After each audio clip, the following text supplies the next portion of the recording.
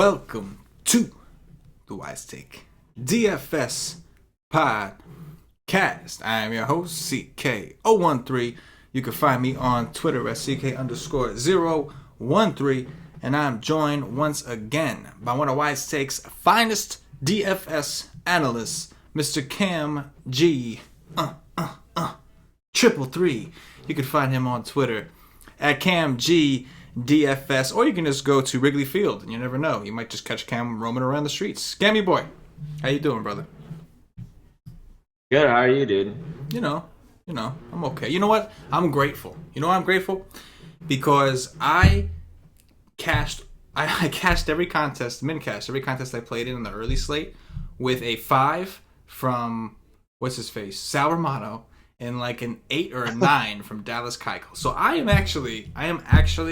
very, very okay with that. I didn't do well on the main slate.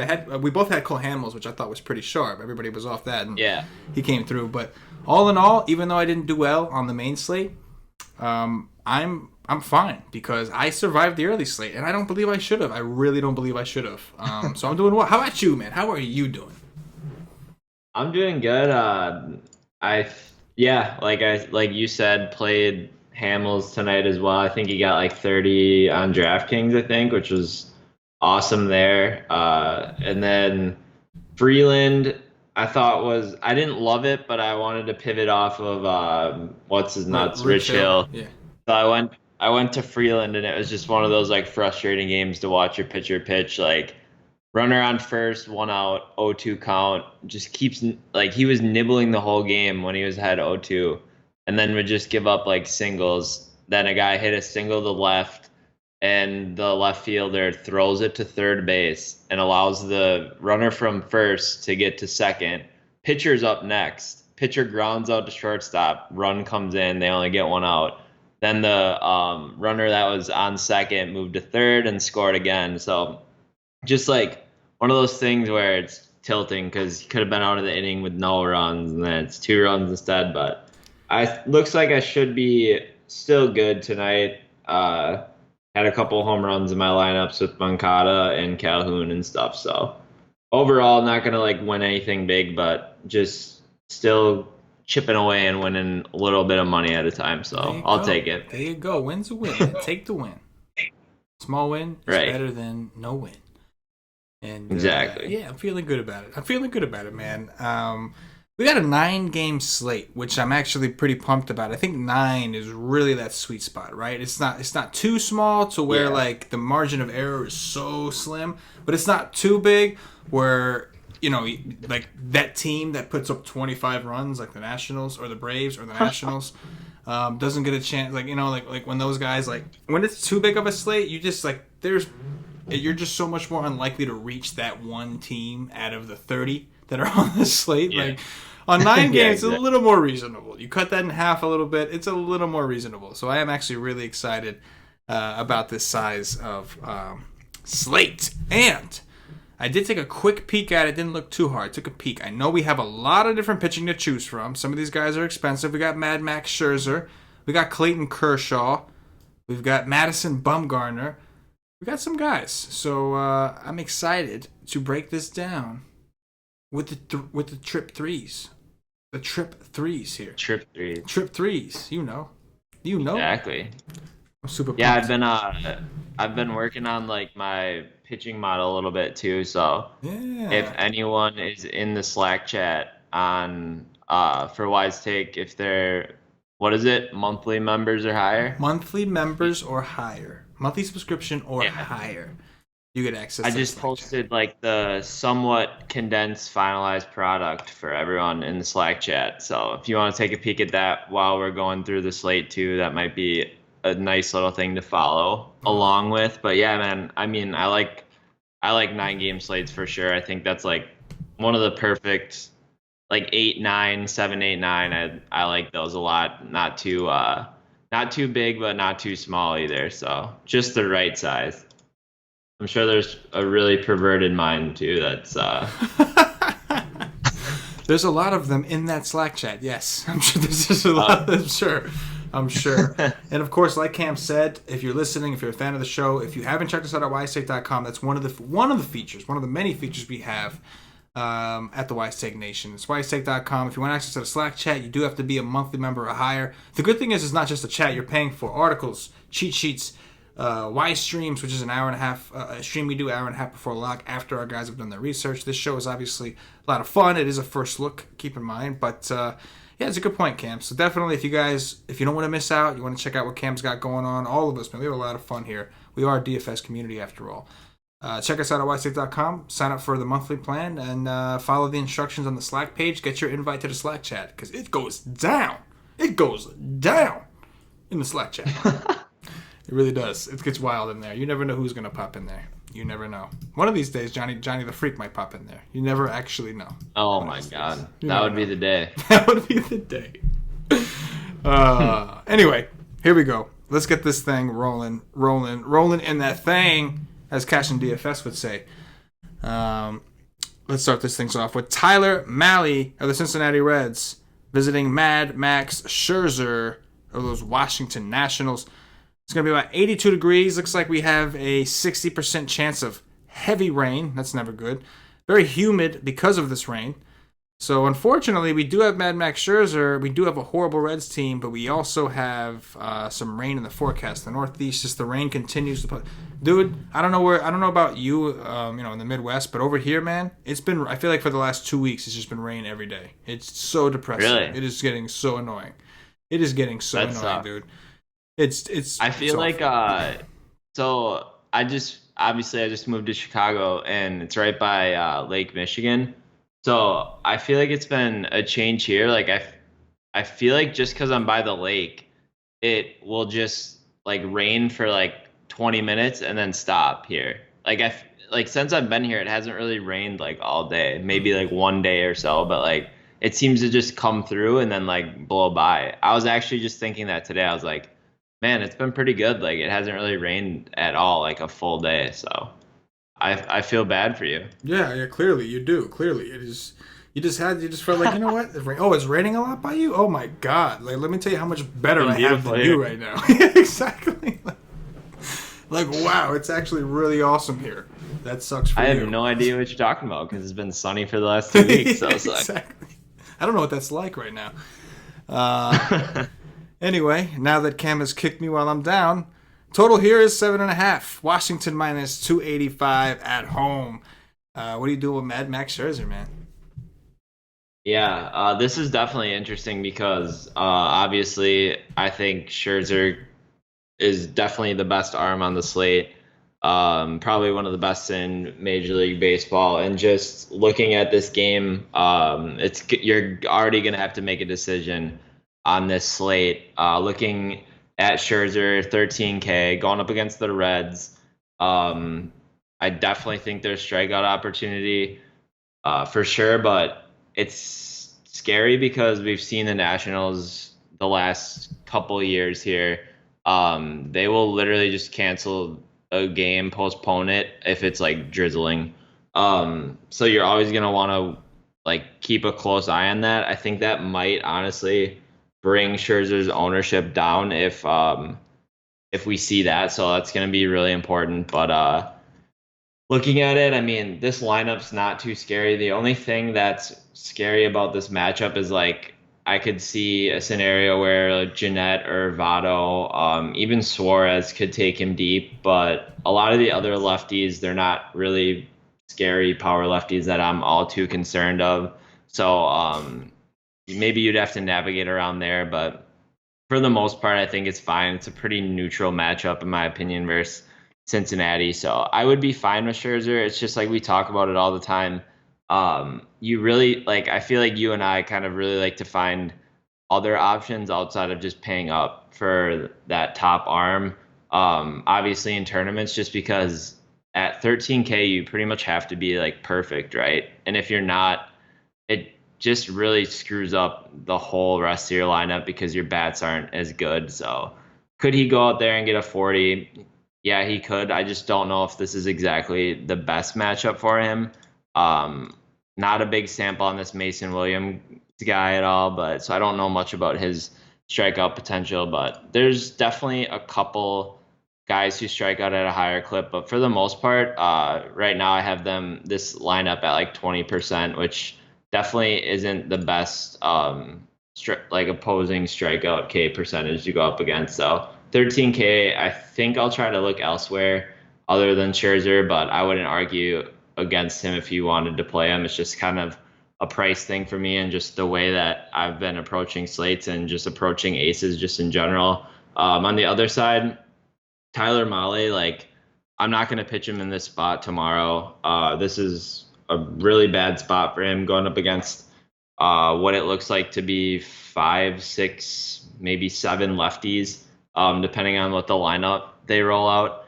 And this could just get disastrous again. I mean, we just saw them put up 25 runs their last time out.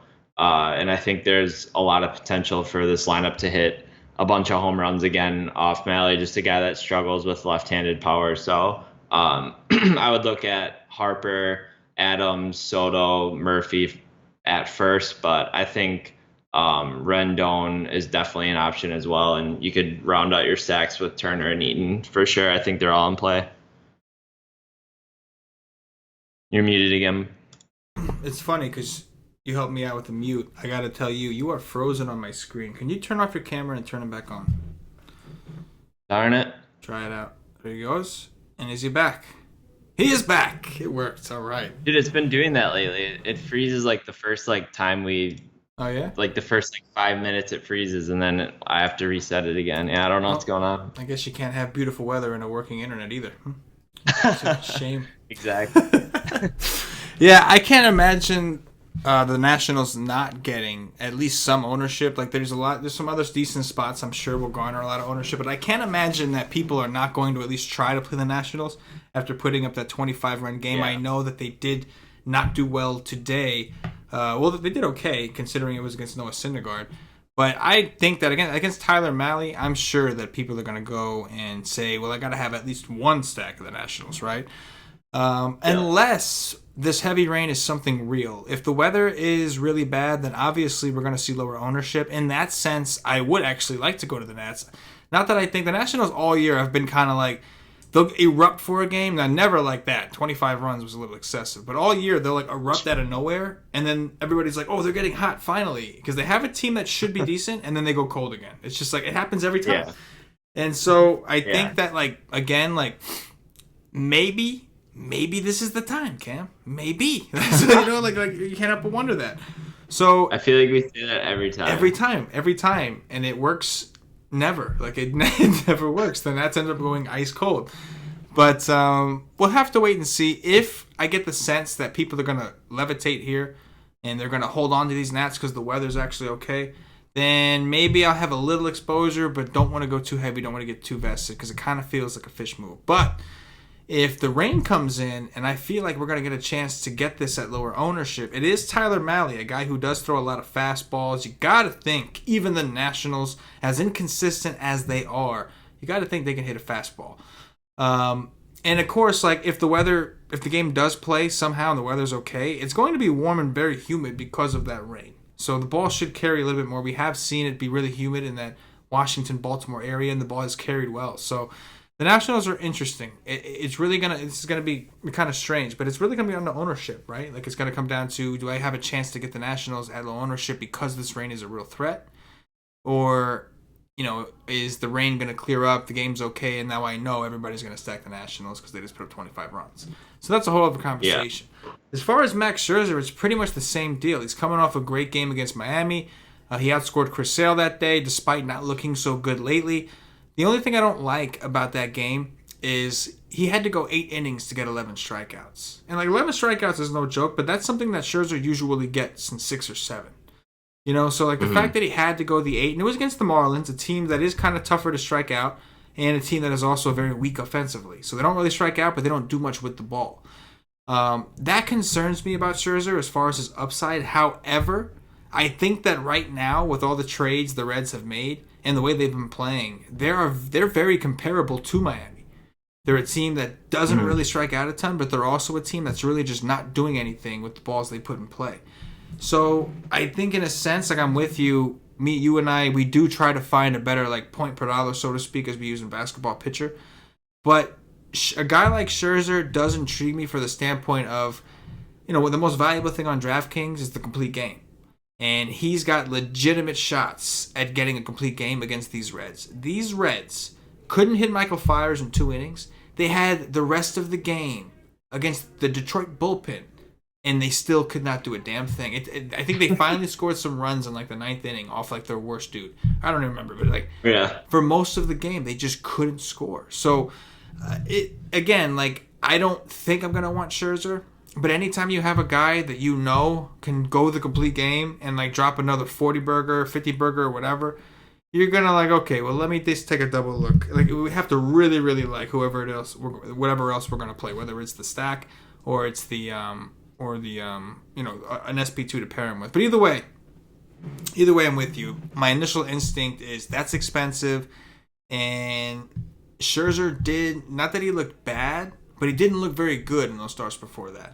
Right? Like, he played the Mets, only had like 5 Ks and like everybody's striking out the Mets. You can't strike out the Mets? Tanner Roark was striking out the Mets. Like, you know what I mean? Yeah. So, yeah. As far as Mally and the Reds, no interest, just no need. And this could all be for nothing. I spent a lot of time on this game myself, and it might even not even play because there's a lot of rain. So, props to me. Mm-hmm. I could just relate. It's because I can relate. I've been having so much rain. I get it. I'm in the Northeast, so like I feel bad. Like I feel a connection there. I'm like, you're dealing with rain. I'm dealing with rain. We could be optimistic. Anyway, move on to the next game. Pablo Lopez of the Miami Marlins visiting Nick Pivetta of those Philadelphia Phillies. 8.5 is the total. Philly minus 174 at home. 80 degrees. 80% humidity. It is humid AF, as Paulie D would say. What do you got here?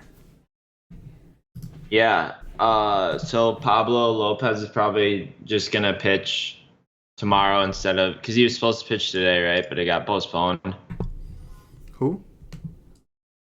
Pablo Lopez. Yeah, Pablo. Yeah, my bad. Okay, because I have Trevor Richards right now, so I'll have to switch that. But, yeah, I mean, I definitely could get behind some Phillies tomorrow. Hoskins been really hot. I like Odubel a little bit. I don't love Carlos Santana, but I think Astrubal's fine. Maikel Franco seems to be heating up. So yeah, I don't hate like those bats. I just don't know how much of a priority I'll get, but really good hitting conditions, pretty good temperatures there, wind blowing out in a pretty good hitter's ballpark. So I definitely like some Phillies. On the other side here, let me check quick. I do like Pivetta tomorrow. Pitching at home where he's been better. Pitching at home where he's been better. This matchup actually for Miami, I know we have been kind of saying all year that Miami doesn't strike out that much, but they actually...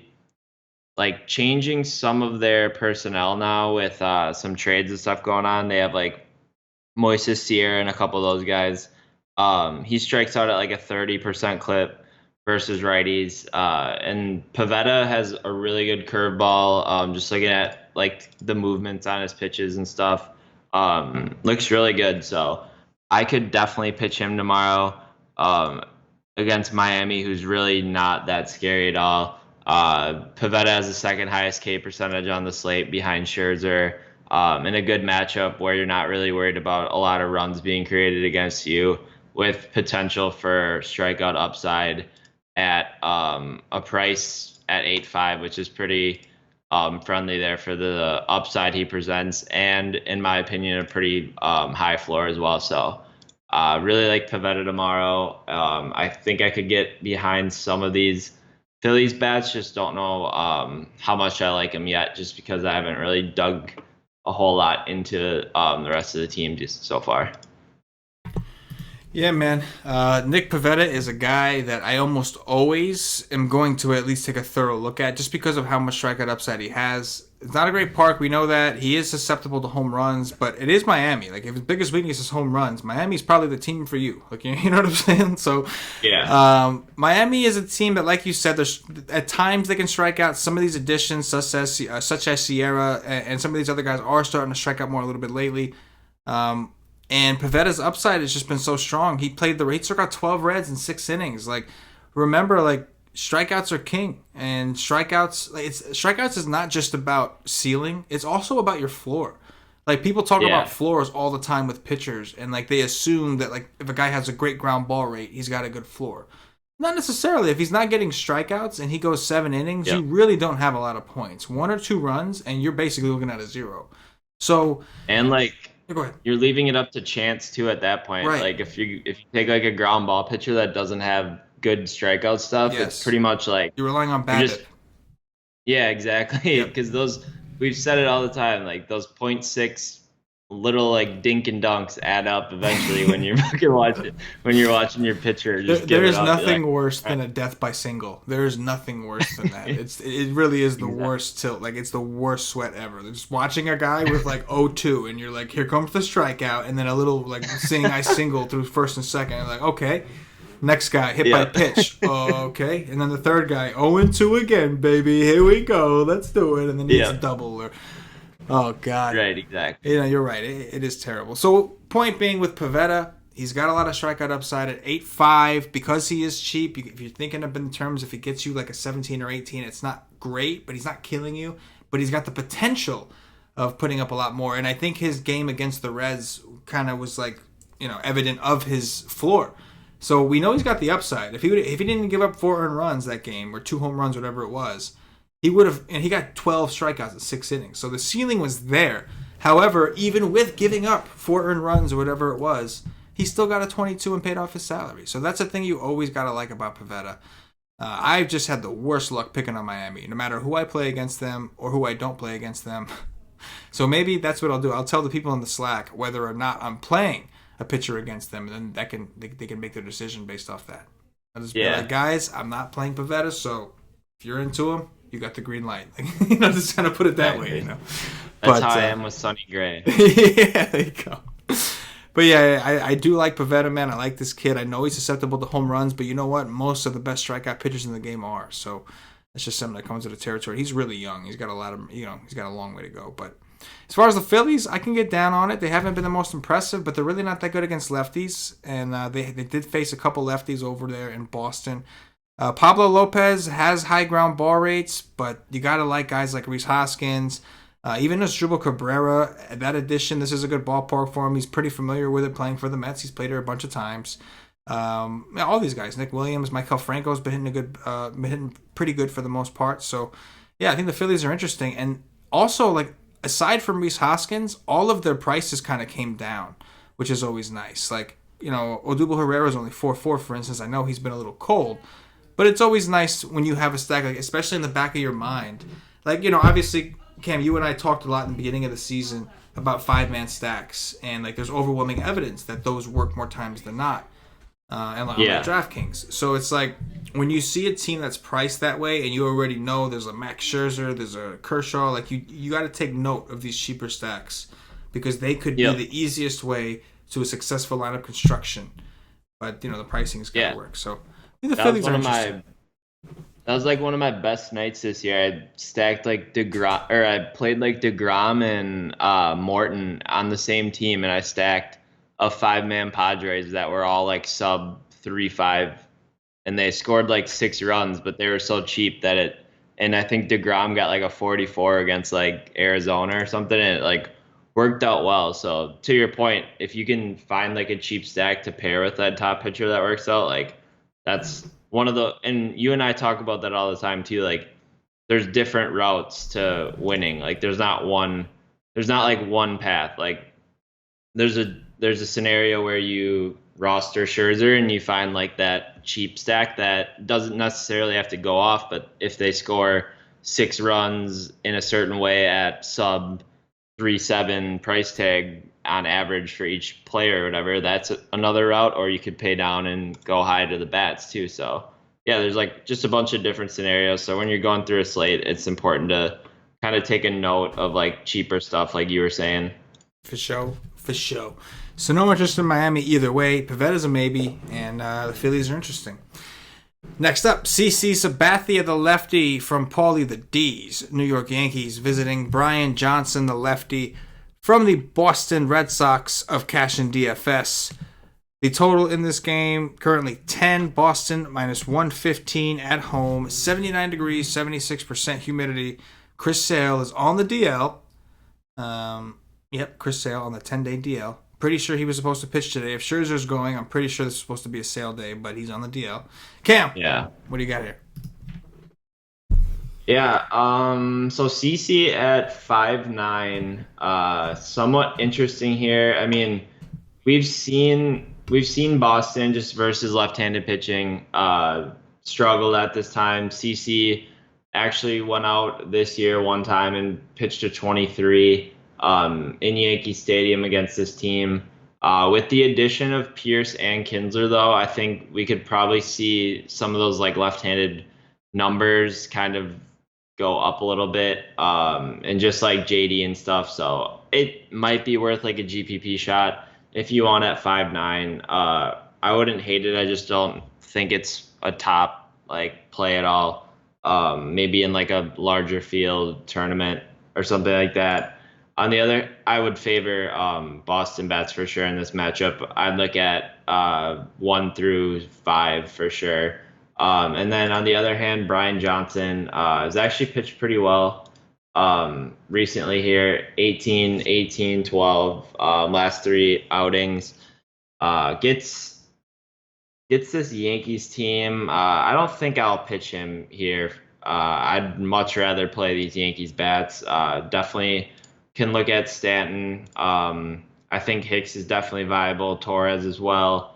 And then, I don't know, I'll have to see what lineup this Yankees team rolls out. I'm not sure what they will, but I think it would just probably be like those 3 that I would look at for sure, unless if someone else profiles a lot better tomorrow.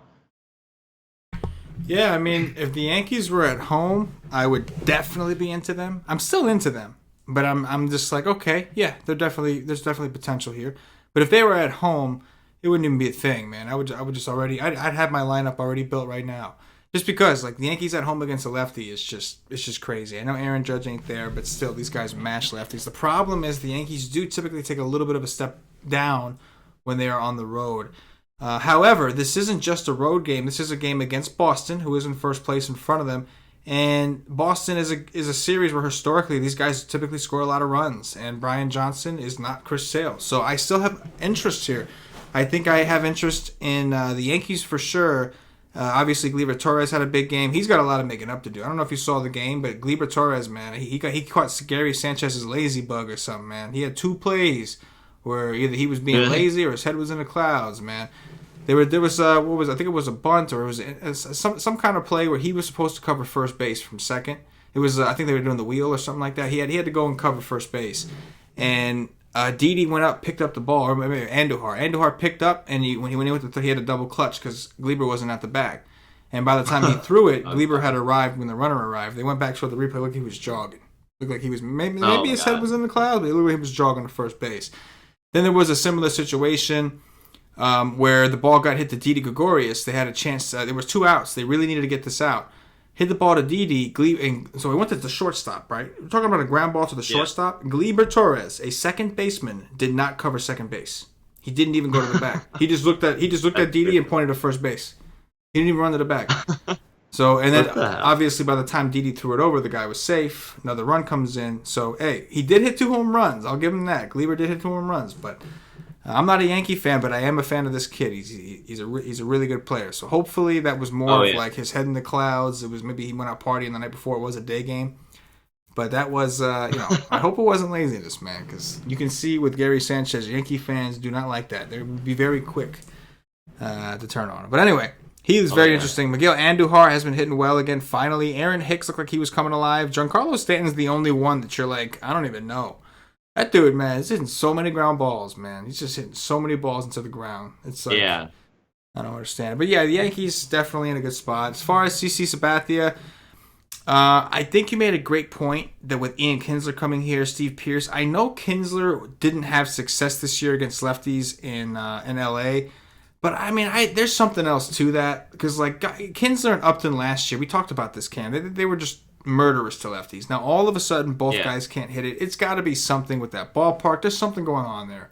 There's something going on Right. there. And I'm thinking that now that he's in Boston, he goes back to his old ways and he just starts smashing lefties. So, yeah, I think Kinsler and Steve Pearce being there in combination with Mookie Betts and JD Martinez, who can also hit lefties, I think it is going to help their bats against lefties. So, I do have interest in the Red Sox as well. I guess that's all I could have really had to say. But I don't know. Just kind of, it all just kind of came out, Cam.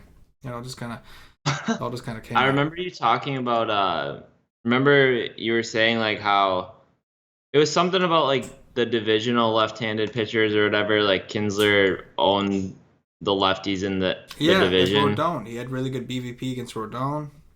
Yeah. CC pitched in Cleveland and Kinsler played in Detroit, right? So maybe they've seen each other a lot or something. I don't know, but I'm gonna take a look at that I'm looking because we're talking like old school. I feel like CC's been with the Yankees for like ever now. I'm yeah, curious. 40 at bats, 10 Wow. hits. Wow, 40 at bats. Yeah, yeah. Look at that. Look at that. Good thinking there, Cam. Good thinking there. 10 hits, 1 double, 2 homers, 3 walks, 4 Ks. So nothing like, and that's probably a long time ago too. But Oh yeah, definitely. And you'd have to think that like Kinsler. I mean, I know this year it's kind of hard to say that, but Kinsler's. Last year he was basically at his prime form, and then yeah, CC Sabathia seems he's like fighting for his career. He's like on that border, where like he's still getting the job done for the most part, but like any day now he's about to, you know what I mean? Like he's right there, right. Exactly. So yeah, this should be a pretty fun offensive game. A pretty fun place to come to for bats, but should be pretty popular. There are a few bat spots that I think will garner ownership, so maybe that national stack won't be that popular after all. And I can already feel that the Phillies, nobody's playing the Phillies. Like, I can already tell you, like, this next game, we got the Braves against Vargas. Like, it's going to be interesting. We have pitching and we have bat spots that are going to be pretty popular. So, it's going to be a fun one. Michael Fulton-Evans, Fulty is what we call him here at the Nation to make things easy, of the Atlanta Braves, visiting Jason Vargas of my New York Mets. Total here is 8.5. The Mets plus 155. At home, 81 degrees, 80% humidity in Citi Field. 11-mile-per-hour winds actually blowing out to left center as of now. The Braves kind of look like they've started to finally come to life. Ironically, they were shelled by 3 Dodger lefties, and then they came back and they bashed in a different lefty. I forgot who it was. And now they get Jason Vargas. Cam, what do you got? Yeah, I mean, just to start, I kind of like the spot here for Fulte. Little bit expensive, like he's always kind of been this year, but I mean, 10-5 going up against the Mets. Addition of Austin Jackson increases the strikeout rate here. Bautista Nimmo actually strikes out at a pretty high clip, along with Pulowski or Plewecki. I don't even know how the hell you say that guy's name. Plewecki. Say it right? You say it right because the guy sucks, and that's all he's got is his name. So exactly. Yeah, but all those guys have hit pretty high strikeout rates versus right-handed pitching, so I don't mind the spot here. It's just Fulte hasn't really been that great. His last 4 starts out last month here, so I'd much rather play Pivetta at a price decrease for sure. But I mean, in this ballpark. Not great pitching conditions, 80 degrees with wind blowing out, but enough of a decent spot for me to take a look at him a little bit harder tomorrow at 10-5. On the other hand, Vargas versus the Braves, I think he's pitched versus them once before, but in this actual spot, maybe earlier on in the year. At home, put up a -3. I remember that. I think that was one of Acuna's first games. But yeah, I like Acuna for sure. All B's. I still think you could take Freeman lefty on lefty because he'll get a bullpen matchup later in the game. Markakis has hit lefties well this year, and Kurt Suzuki hits lefties really well. So I think and Camargo too. So 1 through 6 for the Braves looks really good here. It's just not the best hitting ballpark, but they all have really good numbers versus left-handed pitching this year individually. So factoring in Vargas in the matchup, I think this is a really good spot for them. Just don't love the ballpark, but like the hitter matchup versus pitcher for sure.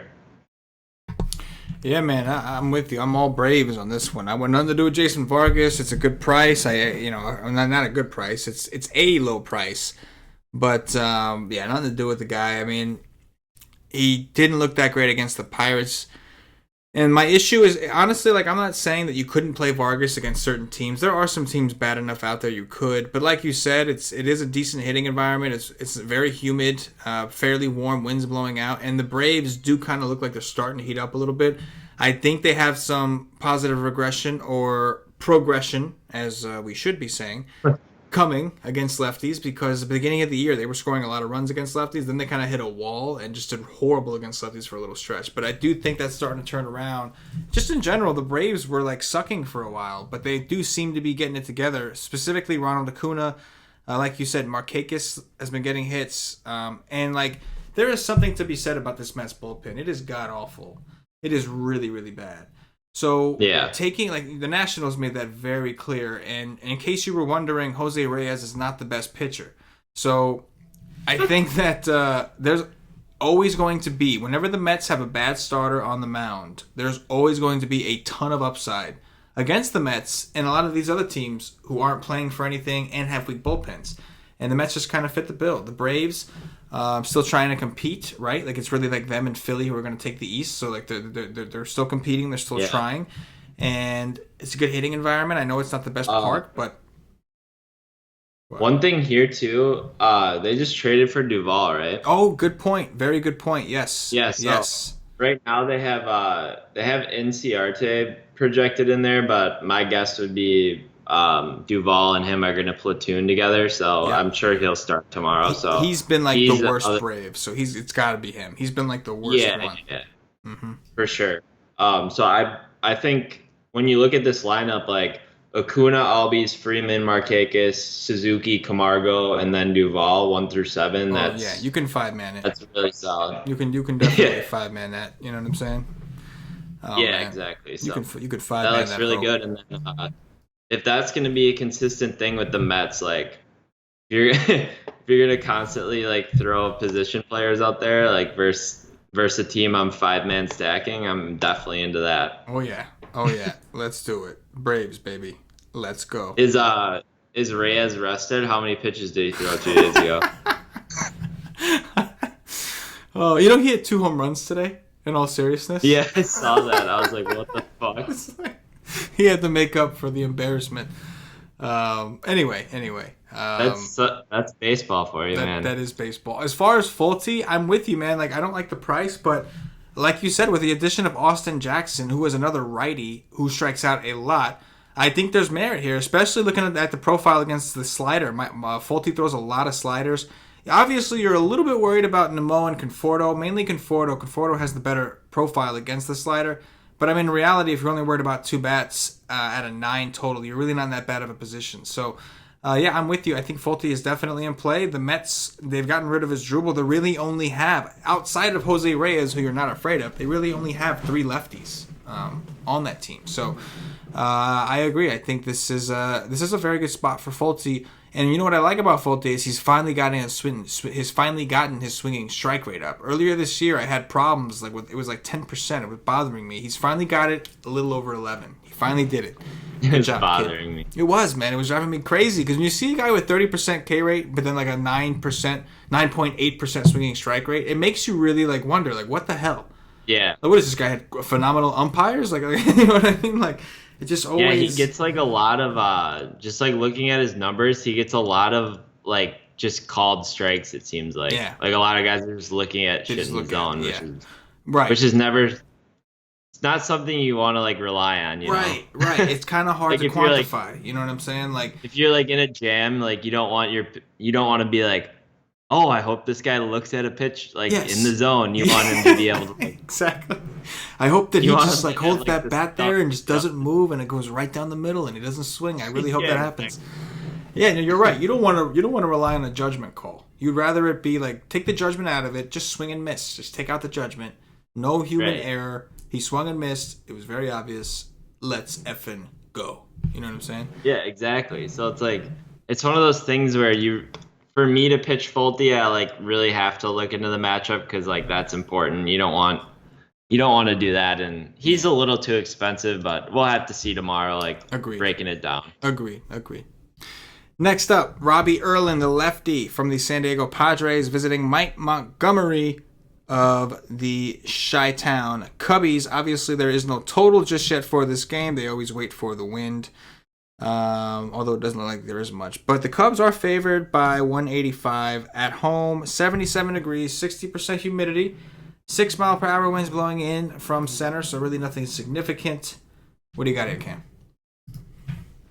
Yeah, so this is, I mean, whenever there's the Padres going up against a lefty, I'm always intrigued just because they do have a couple guys who always have upside at always low ownership just because no one seems to play them.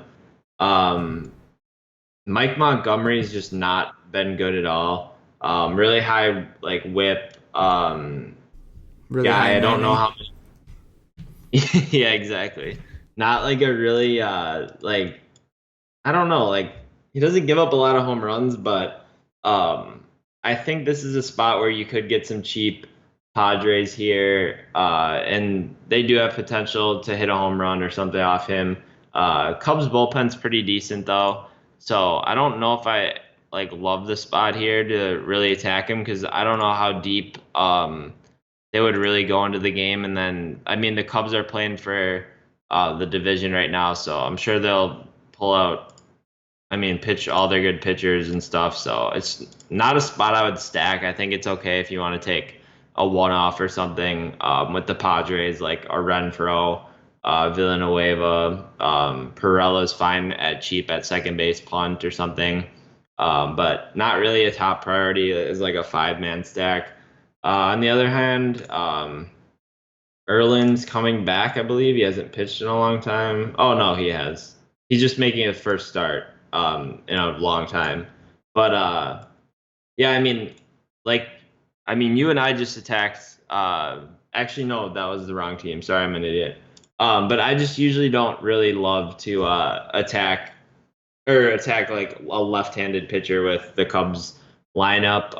I think you can take Javi Baez, and I think he's a really good play. He's just super expensive at 5'8", but he's just been really good this year and super consistent. So I think he would be like a top priority for me on the whole entire slate. But outside of that, I don't love anything else. If you wanted to go like Contreras or something, but really don't want to get into like the lefty on lefty or any of these switch hitters for the Cubs really either. So for me, it's Javi Baez probably, and just move on from this game. Yeah, the Cubs actually haven't been all that great against lefties, especially not lately. Chris Bryant's having like a horrible year. He's obviously hurt. He's not even Yeah. here. But like he was a big reason. He was a big help, I should say, when they hit lefties. Obviously, Javi Baez can hit lefties really well. Contreras is pretty good for the most part, although he does hit a lot of balls into the ground. But then like Ian Happ is much better against righties. And then like even Zobrist much better against righties. They start relying on really like Albert Almora. He's been like one of their better hitters, like more consistent hitters Yeah. against lefties. So I'm with you, man. Like I don't love the Cubs immediately. Javi Baez for sure. He crushes lefties. He's got a massive stolen base upside. Anytime you got a guy that's willing to steal home. He's always going to be in consideration in my book. How you going to stop a guy that steals home the way he steals home? It's just unbelievable. So Exactly. yeah, I'm with you on him. The rest of the Cubs, even though it is the Padres, I don't think I'm all that interested. I do know the Cubs are one of the better home teams out there, so they have that going for them. They just haven't really done it against a lefty. I wouldn't be surprised if they did well. I just don't know if it's like the five-man stack you're looking for that's going to win you a tournament. I just don't know if it's coming here. As far as the Padres, I'm trying to make this new. I gave myself like a birthday resolution. It's my birthday soon, and my birthday resolution, because it's killed me this year, is no more full stacks of the Padres. That's my new resolution, because I've done it. I think I've done it a bunch of times, and I think it's worked for me once. You have like a man crush on the 5-man I Padres do. stack. I Seems like. do. I always think that, like, oh yeah, I mean, you know what it is? They won me a lot of money last year. Last year, they were always low owned, and when they faced like a lefty, like they always came through for me. Hunter Renfroe last year, and even this year, Hunter Renfroe has been fine. But like last year, like Perella, Margot, these guys had so much more power last year, and like they used to win me money, and they've done it once this year. The rest of the time, it's just been nothing but disappointment. So the most that I will ever do with the Padres going forward is a 3-man. That's the most. That's it. Trees, Yeah. you know it. Triple trees, and I can already tell you the three I'm looking at. That is Will Myers, Hunter Renfroe, and Christian Villanueva. Even though he's been garbage.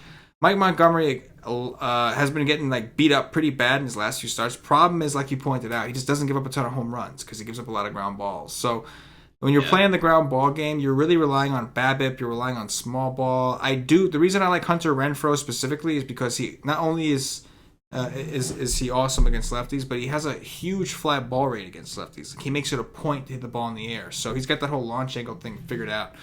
So I'm with you, Cam. Don't want to go nuts. Also, the Cubs have a good bullpen, so the upside's limited. Hunter Renfroe one off be my favorite. After that, Will Myers, and then if you want to do a 3-man stack, Villanueva maybe. But the rest of it, I don't love a ton from this game. Let's move it on. Andrew Kashner of the red hot Baltimore Orioles visiting Giovanni Gallardo of the Texas Rangers. Total in this game currently 10.5. Texas minus 137 at home. 94 degrees. 24% humidity. It's hot as hell as usual in Texas. What do you got? This is interesting.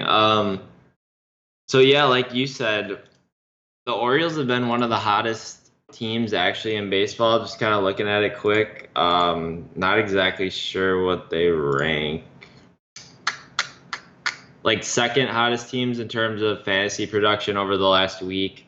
So this is interesting. I mean, going into Texas, always really good hitting conditions. And you get Giovanni that's kind of seen as a pitcher you can pick on. But he's been decent. Little bit 1.34 ground ball to fly ball ratio, so a little more on the ground ball side here.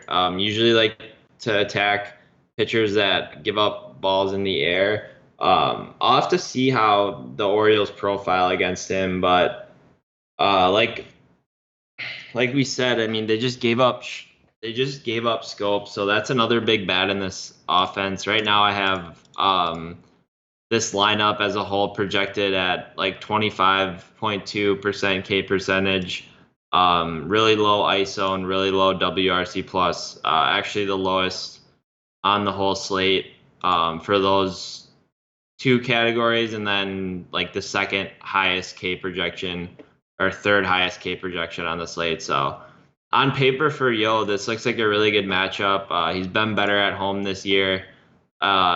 He's got a good price tag at 6.2, and he has pitched well. I think he has pitched well in certain games. I think in this matchup as well, like we were talking about, there's an opportunity to have kind of a higher floor just with like the strikeout increase, a little bit of a boost for him there. It's just really hard to kind of click on Giovanni here. This could be like another troll Orioles spot.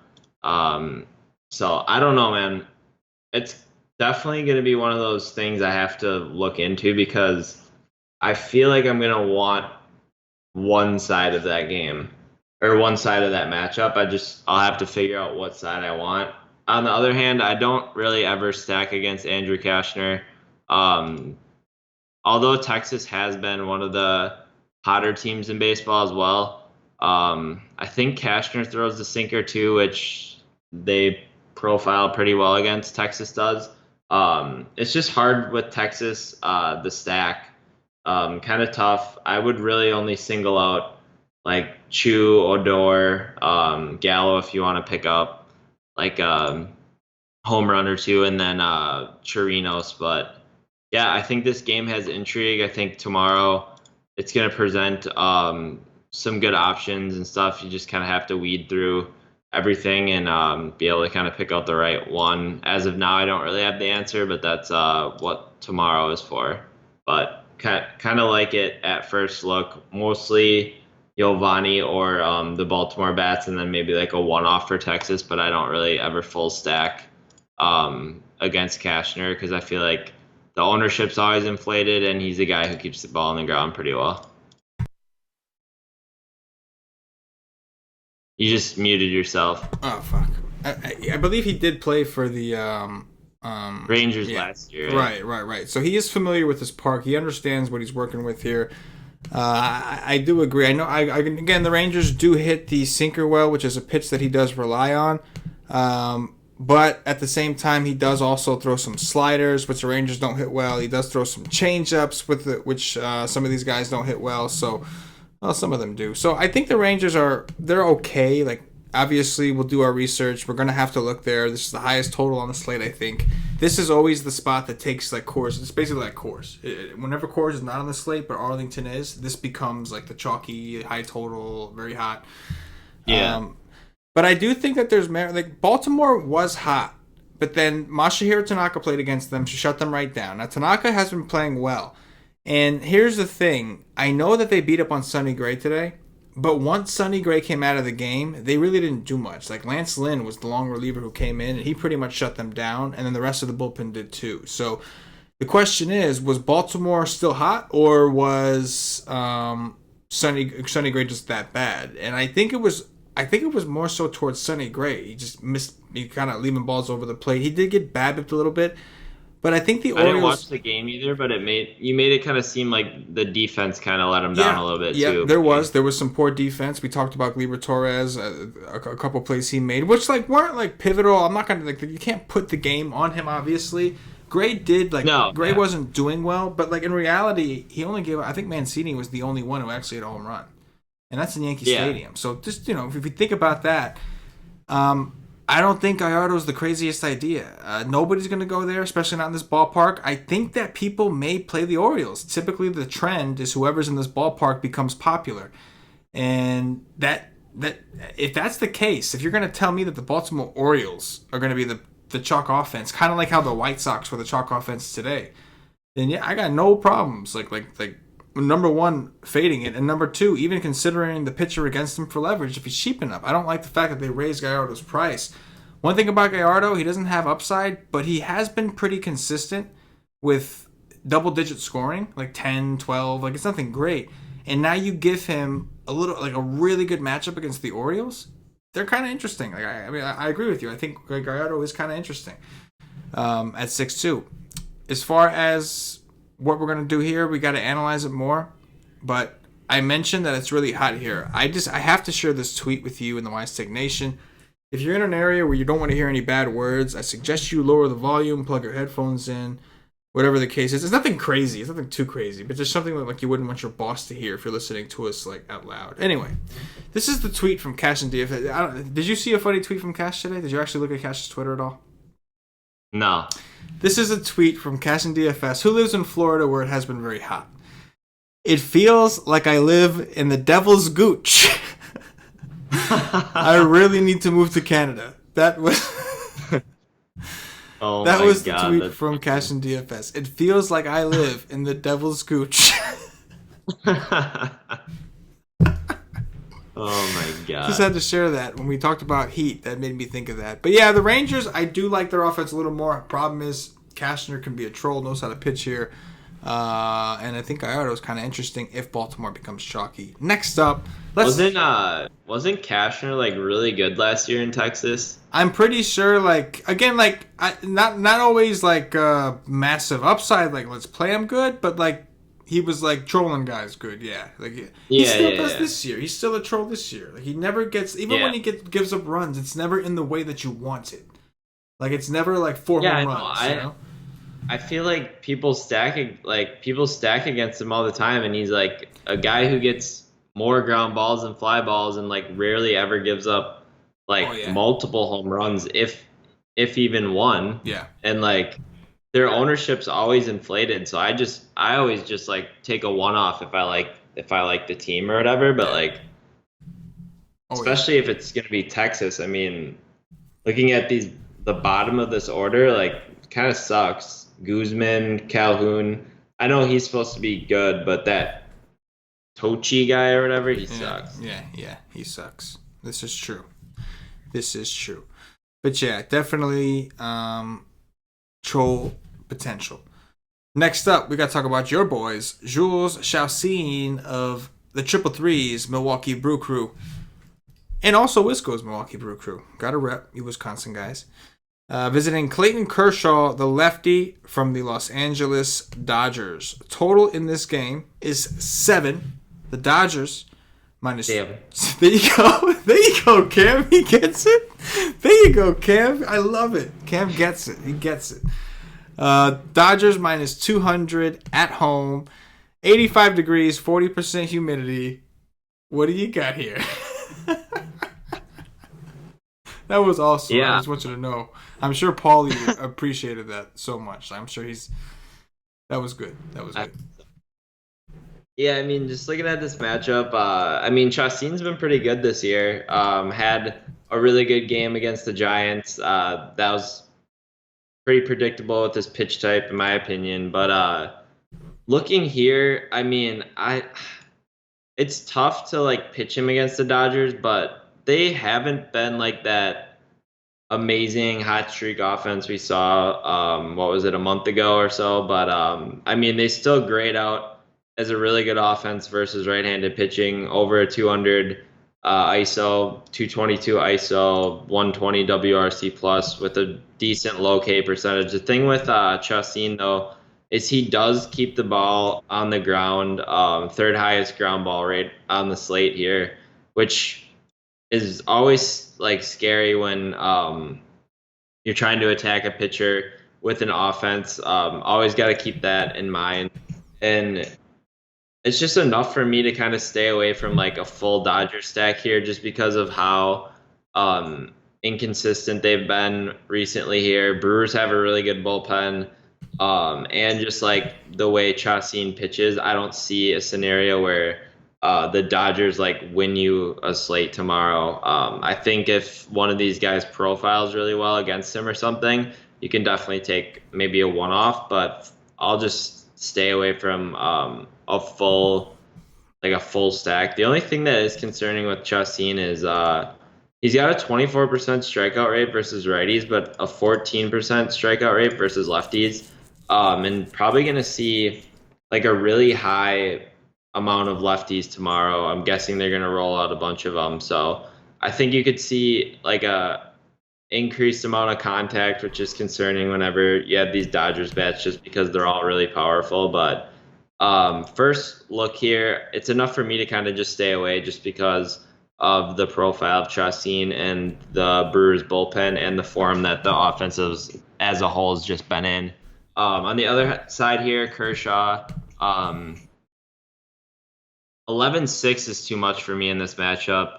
I think he's fine. But actually, like in terms of handedness, the Brewers actually have the lowest strikeout percentage projected on the slate for me tomorrow at 15.9. So it's just one of those scenarios where I don't think the upside is there for Kershaw on this spot, and I'd much rather probably just try to find the money for Scherzer if I had to instead of Kershaw. We see that this offense added Moose and Jonathan Scope, who hits lefties pretty well. Braun's been notorious for hitting lefties well, and he's actually been hitting pretty good the last month or so here. So just don't really like the spot for Kershaw, although he's going to be a really heavy favorite at home. I'll probably stay away from him. Yeah, I think as far as the Dodgers offense, based off Chassin, I could definitely sell myself on a 3-man like Jock Peterson, maybe some Machado. You can work in Muncy, Bellinger. Like there's like 6 players that, or maybe 7 players that I could play. But realistically, because of that Brewers bullpen, in a scenario where the game were to be close, there's really only like 3 that I would want to play at once. You know what I'm saying? So Yeah. I think that Peterson, Machado, Muncy, Bellinger, Grandal, that's like the group. I would take one of those 4 dudes and I I'd potentially play 3 of them. No, I'm sorry, it was 5 guys, and I would potentially play 3 of them. But I'm with you because of that Brewers bullpen. I don't know if a 5-man is where I want to go because once Shazi comes out of the game, man, and they got to see the racist hater. You like how I threw that in there. Was that a shot? Was that? Yeah. Did you look at that like a shot, or is that like he gets what he deserves because he said what he said, so he Yeah. No, that's fair. fair, right? So, but he is good. At the same time, I am saying that he is good because he is one of the reasons that I don't want to take a 5-man Dodger stack because those guys are good. You got yourself a good little bullpen there, Cam. You do. Very, very good bullpen. Yes. I am excited. I'm excited the way this team is shaping out near the end of the season here. Might grab an arm at the end of the waiver trade deadline or something I'm hearing. So that'd be interesting as well. So yeah, I'm excited about it. There you go. There you go. Cam's excited. You seem thrilled. You seem super, super excited the way you said that. But yeah, as far as Kershaw, I agree with you there. I'm not really interested. I listen. He had a great game against the Braves, but so did Alex Wood and Rich Hill. Like he didn't, like they all had good games against the Braves. It was like the Braves were kind of in a weird funk. I am still not totally sold that Kershaw is all the way back. And at the same time, like you said, these Brewers are not a team I really want to pick on with lefties. The addition of Scope, Ryan Braun, Aguiar, even Lorenzo Cain doesn't really strike out a ton. So I'm with you there. This is good. The Brewers 3-4 right now. Runners on second and third with 1 out. We have a question. Again, you look super excited. We have a question in the chat. Someone in the chat here on YouTube is asking, "What's a gooch?"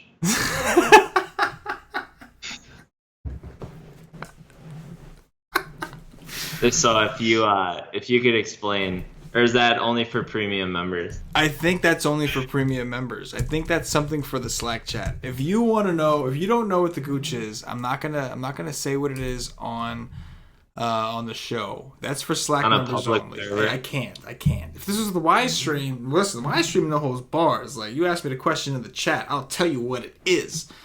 But for the sake of YouTube, for the sake of not wanting to get kicked off the internet, we will. We'll leave that for the Slack chat. So if you're a Slack chat member and you don't know what the gooch is, ask Cash and DFS. If you're in the Slack, ask Cash and DFS. It was his tweet. Oh yeah. So if you're in the Slack, he'd be more than happy to tell you what the gooch is. Right.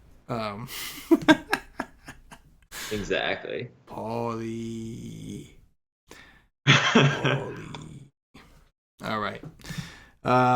Next up, Madison Bumgarner, the lefty from the San Francisco Giants, visiting Zach Greinke of the Arizona Diamondbacks. Total here is 7.5. Arizona minus 175. So you opened up a can of worms, Cam. I assume they're going to close the roof because it's going to be hot AF. What you got? Yeah.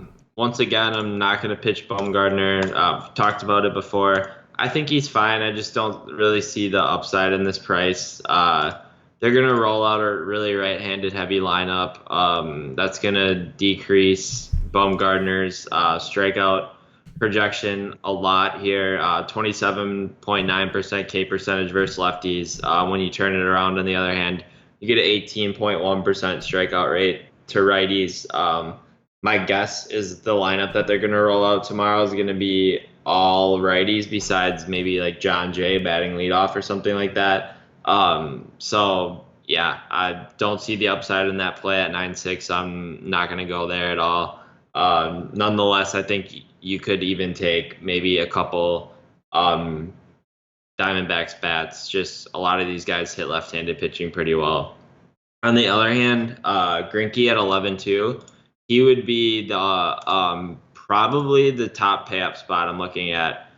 He's in really good form, has a breaking ball. It's considered a slider curve type pitch, I believe. So I'll have to look at the movement, but you've kind of brought me onto that the Giants struggle with the curveball here, or like a specific type of breaking ball. So I think Greinke's in a really good spot. If I had to pay up between Pulte, Greinke, Kershaw, and Scherzer tomorrow, I think I would actually favor Greinke and fade completely the Giants' bats against him.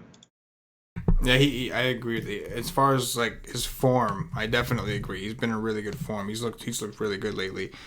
Um, and I do like him in this spot, man. 11-2, not a fan of the price. Like there are other guys. I know you're in the same boat. You're gonna try to consider somebody cheaper if you can. But I agree. Of all the spend ups of him, Bumgarner, Kershaw, I do like him the best. I think that I'm not including Scherzer necessarily in that category because he's like kind of in a tier above them. He's in that tier that's not supposed to exist at 13K.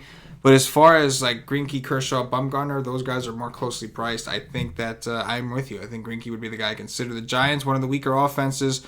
No Brandon Belt. I know they don't strike out a ton, but they do. They can strike out with a certain pitch type, and that's what Cam's referring to. So they don't hit the breaking stuff well. Their whiff rates on the curveballs are pretty high. So I think that Greinke is definitely in play with upside, and because he's in good form and they don't have good ISOs or wobas against these pitch types, there's a good chance he goes pretty deep in this game. So again, another situation where I think we have a legit shot at somebody going deep. If you go deep into a game, if you go 8 innings, he'll end up with at least 9 strikeouts. If he goes 8 innings, the strikeouts will be there. Like every once in a while, he's going to run into them. Some of these guys do strike out a lot. It's just as a team, they don't. So I gotta say, I'm with you on Greinke. Bumgarner, the problem with Arizona is they don't strike out enough for me against lefties. I'm not totally convinced that he's back either. I think that he's good. I don't really want to pick on him, but I'm not sure that he's there in terms of strikeouts. And then, that's basically it. I don't really want much from this game other than Greinke. Last game on the slate, Cam. We've got a pitcher to be announced from the Toronto Blue Jays, although I believe that you were saying that you saw 2 different names. You saw potentially Jaime Garcia, and you also saw maybe Baruki in a bullpen game. Well, no, not Baruki. What's his name?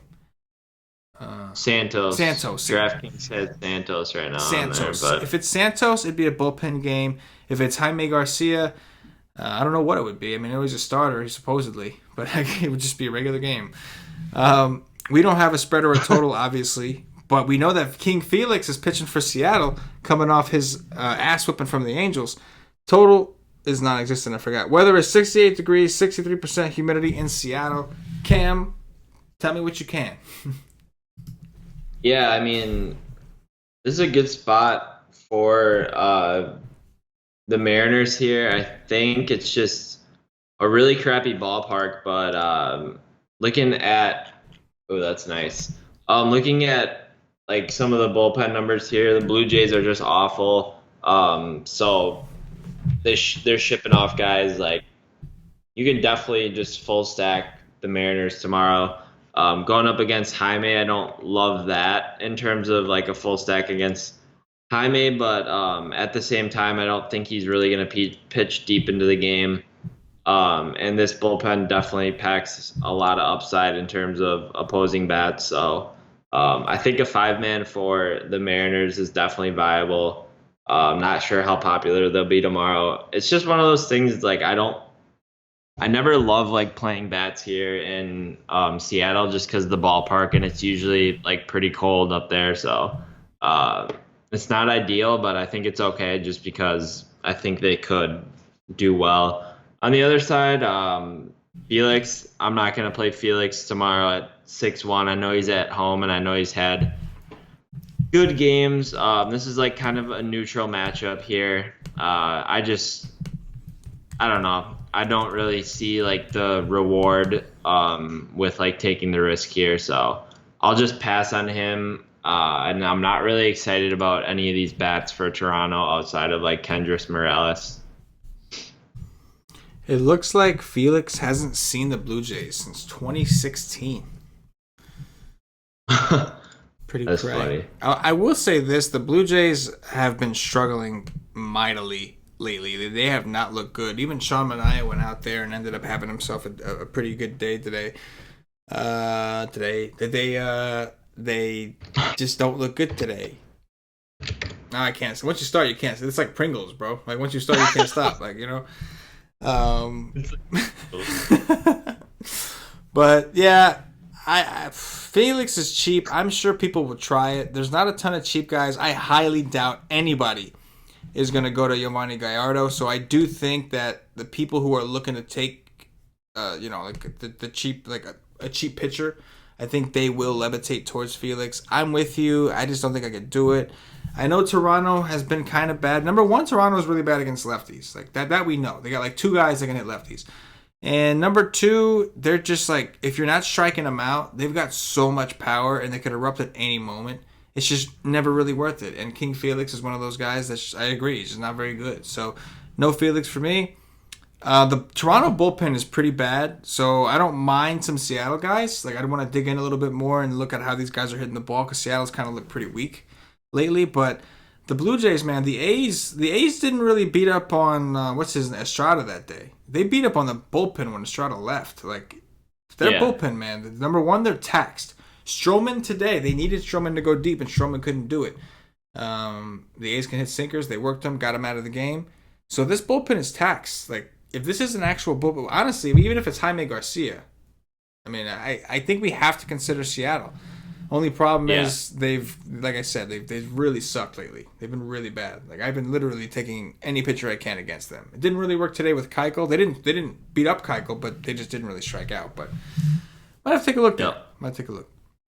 That is going to do it for. That is going to do it for the Wise Take DFS podcast.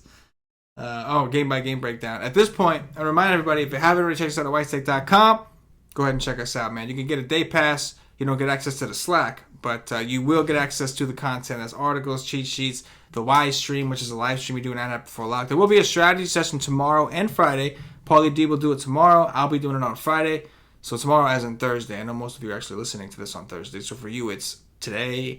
But $2.50 all at the cost for a day pass. If you've already tried us out or you're just ready to jump on in with the nation, do your thing. Monthly subscription or higher, and you'll get access to our Slack chat, which is awesome. It's awesome from a DFS skill perspective. It's also awesome from a comedy perspective. It does everything you needed to do. It's entertaining. It's fun. You sweat together. You tilt together. It's a good time. Anyway, with that said, Cam, time for some top trees, brother. Who are your top three pitchers tomorrow? Yeah, like Greinke at the top for a pay up, Pivetta mid tier, and let's see. It's kind of ugly. Honestly, Giovanni maybe. I'll have to look at him though. Yeah, if I go bottom to top, I'll go bottom to top, and I think Giovanni is my favorite lower price guy. And like, not that I think like this is obviously a terrible environment for pitchers, so we're talking tournaments only. Obviously, it's more so like really wanting to test if the Baltimore Orioles are they really hot? Like, are they really hot? Like a good chance to test it out. Looks like we should see Jonathan VR in that lineup. Looks like VR, he strikes out of shit. Oh yeah, definitely. So again, your Gallardo, like against Houston, that 22 he put up, that was kind of wild. Like you don't really ever expect that from him. But even if you look before that, he's been putting up consistent 10s, 12s. So like you almost get the sense that he's not going to kill you. Like you know what I'm saying? So I'm with that. Working my way up to the mid tier. It looks like I think Pivetta is like the only guy in the mid tier. Oh no, okay, I guess Chassin's technically in the mid tier. But yeah, Pivetta. Definitely my favorite mid-tier option. And the guy that I kind of like that's not really in the mid-tier, not really all the way at the top, I'll go with Fulte against the Mets. I'll go with that one. Top three stacks, Cam. Nationals, Braves.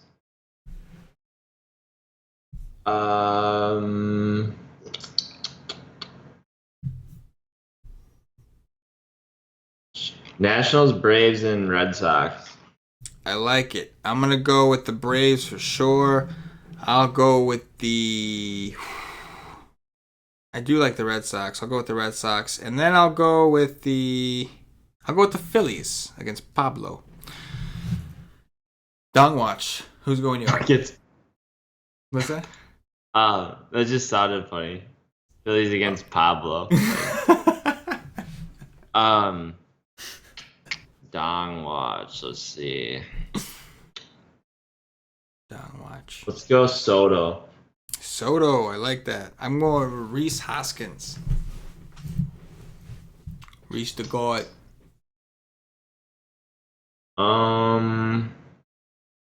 Acuna. Oh, you suck. You suck. I'll go with Johan Camargo. He's been pretty hot. Oh yeah, definitely.